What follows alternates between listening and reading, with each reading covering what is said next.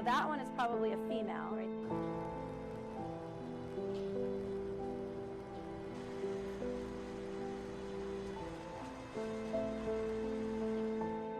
But when you combine the chocolate, the cinnamon, and the nuttiness of the bugs, it really gives you that like holiday feeling when you're walking around a big city and they're roasting nuts on the sidewalk and you have that cinnamon smell.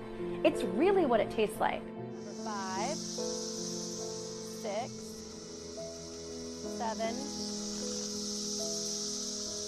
They already died, they were frozen. And then we just want to clean them really quickly.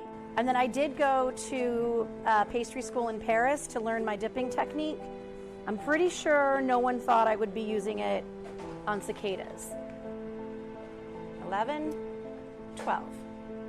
And there they are, chocolate-covered cicadas.